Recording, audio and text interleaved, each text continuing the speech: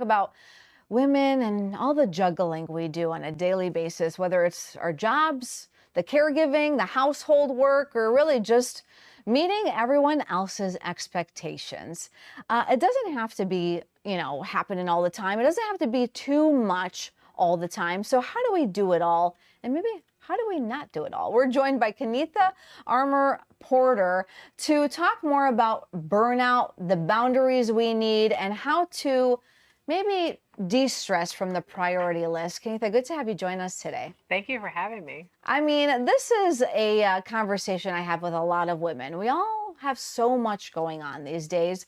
Why do so many women feel guilty for putting themselves first and taking the time to take a break? Well, that's a loaded question. It's so huge. But for the most part, I think we're so used to carrying everybody else's bags. That's what I call it.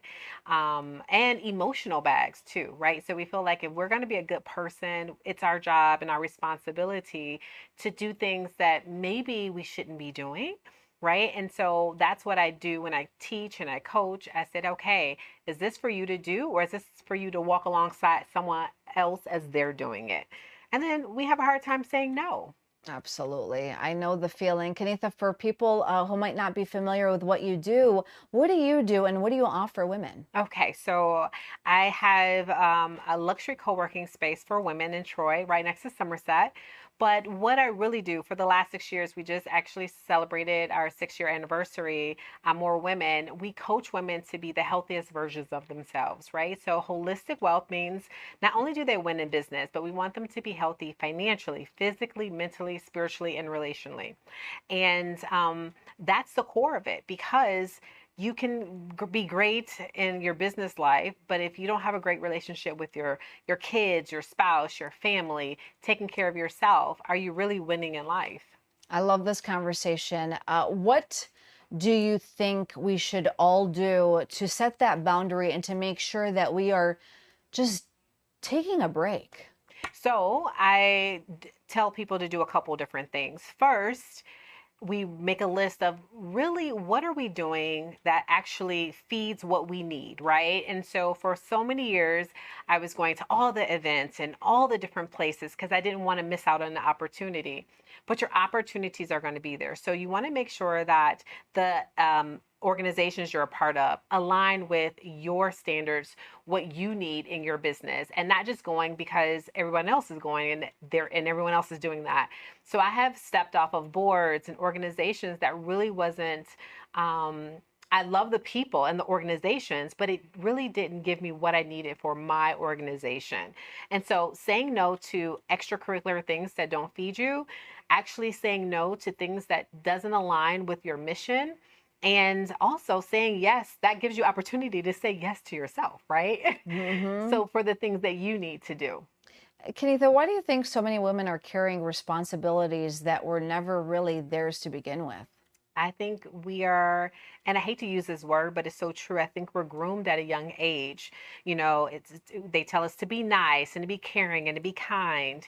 And And be there so for be there everybody. for everyone. If you say no, you're being mean. And so no one really taught us actually how to say no and what the proper ways to actually say, okay, this is not for me.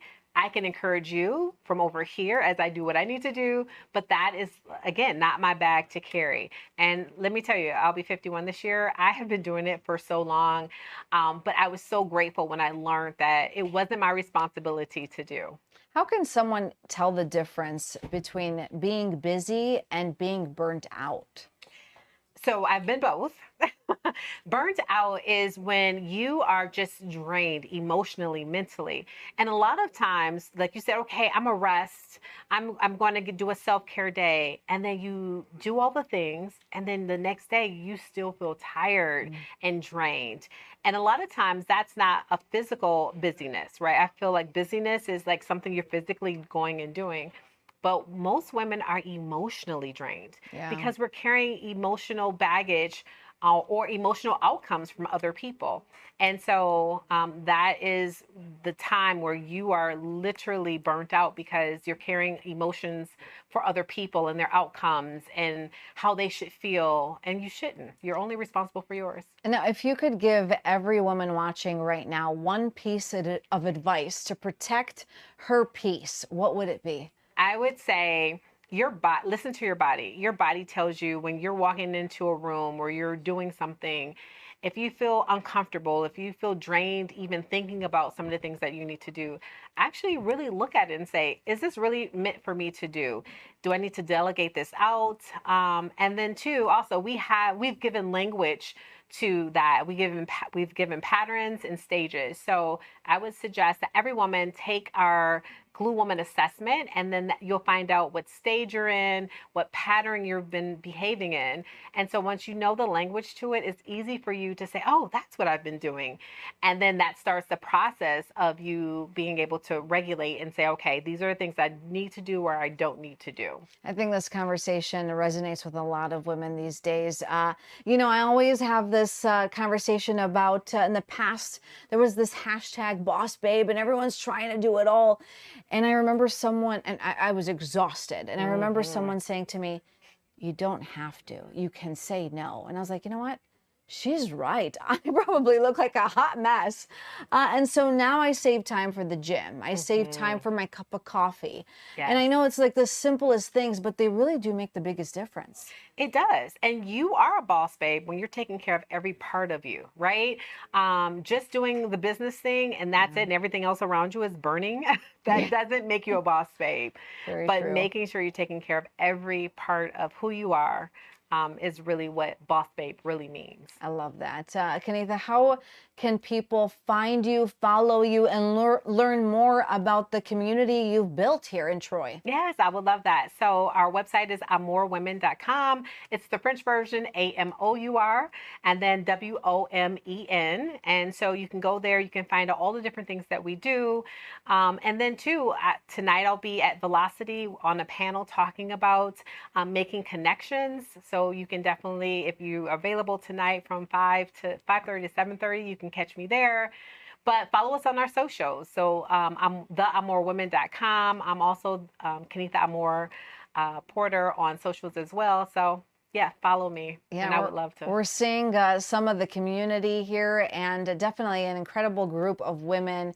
Love what you guys are doing, and so we're gonna have to keep in touch. Yes, I want to hear this Velocity podcast interview, and so much more. So yeah, you got to stay in touch with us. Definitely. Kenitha, so good to have you join us today. We appreciate your time. Thank you for having me. Of course.